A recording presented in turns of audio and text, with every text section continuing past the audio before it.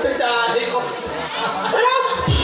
আপনি কি জানেন না আত্মহত্যা করার চেষ্টা আইনত অপরাধ? স্যার কি দাদা? দাদা দাদা তুমি বেঁচে আছো?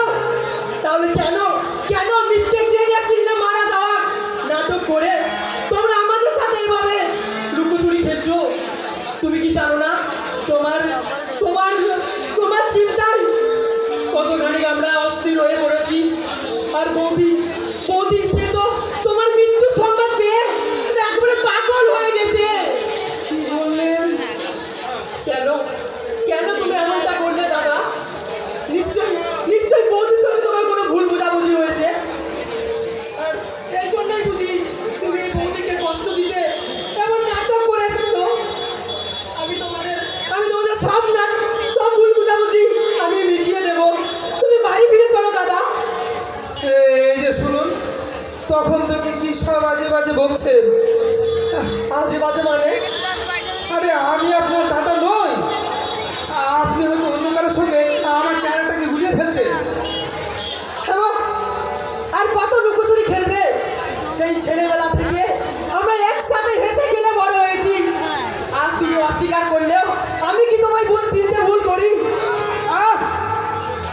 কেন তখন থেকে শুধু আজে বাজে বলতে যাচ্ছেন? আমি তো বলছি আমি কারো দাদা ভাই বন্ধু কেউ নই। আমার আমার এই পৃথিবীতে কেউ নেই। আমার নাম আবির সামন্ত। আবির সামন্ত? হ্যাঁ হ্যাঁ, আবির সামন্ত। হয়তো আপনার দাদার চেহারার সঙ্গে আমার হুবহু মিল রয়েছে, কিন্তু বিশ্বাস করুন স্যার, বিশ্বাস করুন, আমি আপনার দাদা নই। আর আমার দাদা বোন ভাই বোন কেউ নেই। এই দুনিয়ায় আমি শুধু একা একা। আর সেই জন্যই তো আমি আমার এই মহামূল্যবান জীবনটাকে এইভাবে শেষ করে দিতে চাইছিলাম। হে ভগবান, কে তোমার কেমন লীলা ঠাকুর? এই লোকটাকে যদি আমার নকল দাদা সাজিয়ে আমাদের বাড়িতে নিয়ে যায়, তাহলে একে দেখে হয়তো আমার বৌদি আবার আগের মতো সুস্থ হয়ে যাবে। আর তারপর সে সুস্থ অবস্থায় তার সন্তানের জন্ম দেওয়ার পরেই না হয় এই লোকটাকে। তখন থেকে কি ভাবছেন স্যার? না মানে এই ভাবছি এই সুন্দর জীবনটাকে অকালে হারিয়ে যেতে না দিয়ে আর একটা নতুন করে জয়ী হওয়ার সুযোগ তো দেন না। তার মানে আমার মামা তো দাদা অর্ঘ গাঙ্গুলি অবিকল আপনারই মতো দেখতে, কিন্তু কিছুদিন আগে একটা ট্রেন অ্যাক্সিডেন্টে মারা যাওয়ায় আমার বৌদি একেবারে পাগল হয়েছে। স্যার ডাক্তার বলেছে আমার দাদাকে বৌদির সামনে হাজির করতে না পারলে সে সুস্থ হবে না।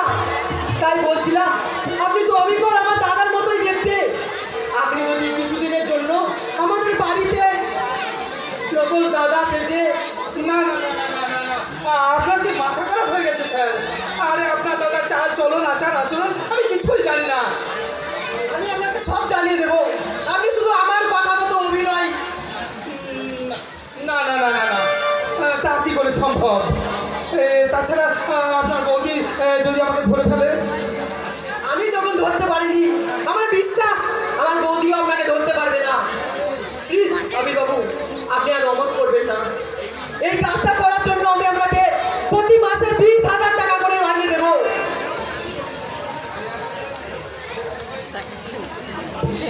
20,000 টাকা প্রতি মাসে মাসে?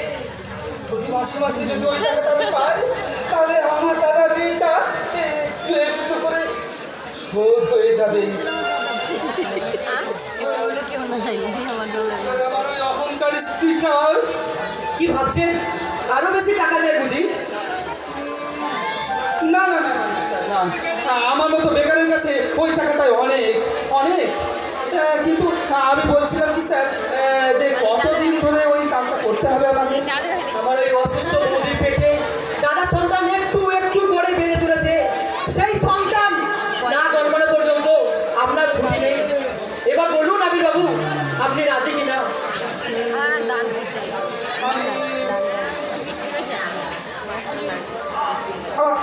আমি আমি আমি আমি রাজি স্যার, রাজি রাজি। আপনার প্রস্তাবে আমি রাজি। তবে আসুন